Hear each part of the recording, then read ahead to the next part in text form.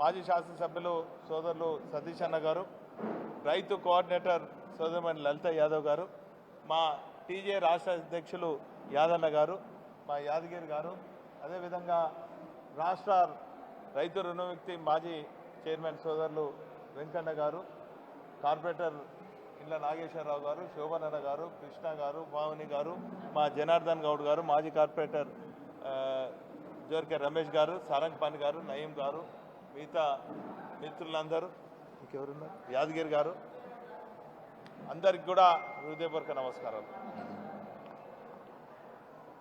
అందరికి కూడా ఈరోజు భారత రాజ్యాంగ దినోత్సవ శుభాకాంక్షలు. భారత రాజ్యాంగంలో పొందుపరిచినటువంటి 2 ప్రాథమిక హక్కులైనటువంటి విద్యా వైద్యం పైన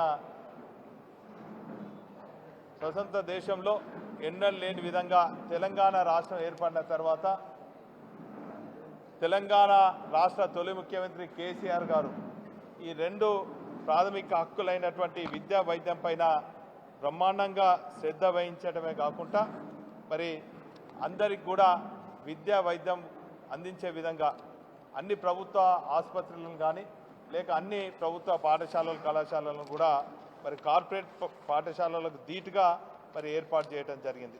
మరి ఈ సందర్భంగా ఈ భారత రాజ్యాంగాన్ని అందరూ కూడా గౌరవించే విధంగా భారత రాజ్యాంగంలో ఉన్నటువంటి అందరికీ సమన్యాయం, స్వేచ్ఛ, సమానత్వం అనేది మరి కొనసాగించాలని, కానీ దురదృష్టవశాత్తు మరి ఇప్పుడున్నటువంటి సంవత్సర కాలంలో ఇవి కూడా భారత రాజ్యాంగంలో ఉన్నటువంటి అంశాలను గౌరవించకుండా పాలకులు చేసేదాన్ని మరి ప్రజలందరూ కూడా గమనిస్తున్నారు. ఖచ్చితంగా మరి రాజ్యాంగంలో పొందుపరిచిన అంశాలపైన దృష్టి సారించి ప్రభుత్వం అందరికీ సమానత్వం, మరి స్వేచ్ఛ, న్యాయం జరగాలని కూడా కోరుకుంటూ, మరో అంశము 60 ఏళ్ల తెలంగాణ ప్రజల కలను ఆనాటి ఉద్యమ నేత కేసీఆర్ గారు, కేసీఆర్ సచ్చుడో తెలంగాణ వచ్చుడో అనే నినాదంతో 2009 నవంబర్ 29న 11 రోజుల పాటు ఆనాటి సమైక్య రాష్ట్ర ప్రభుత్వం మరి ఎన్ని కుట్రలు కుతంత్రాలు చేసినా కూడా ముక్కోని ధైర్యంతో కఠోర దీక్షతోని మరి తెలంగాణను సాధించడం జరిగింది. ఆనాటి స్మృతులు, ఆనాటి జ్ఞాపకాలు బీఆర్ఎస్ పార్టీ కుటుంబ సభ్యులుగా తెలంగాణ వాదులుగా మరొకసారి ఈ తరానికి మరి 15 సంవత్సరాలైంది కాబట్టి ఈ కొత్త తరానికి అందియాలనే ఉద్దేశంతో మరి 29 నవంబర్ రోజున దీక్ష దివస్ సందర్భంగా మా BRS party working president KT Rama Rao గారి ఆదేశం మేరకు అన్ని జిల్లా పార్టీ కార్యాలయాల్లో ఫోటో ఎగ్జిబిషన్తో పాటు మరి పెద్ద ఎత్తున ఆనాటి జ్ఞాపకాలు మరి రాబోయే తరానికి తెలియజేసే విధంగా ఈ కార్యక్రమాన్ని నిర్వహించడం జరుగుతుంది.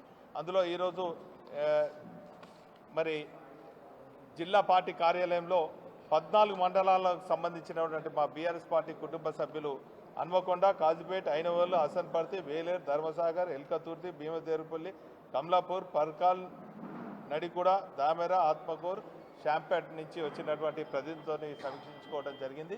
మరి ఈ కార్యక్రమంలో మరి శాసనసభ్యులు ధర్మారెడ్డి గారు, సతీష్ గారితో పాటు ముఖ్యులందరూ కూడా పాల్గొనడం జరిగింది.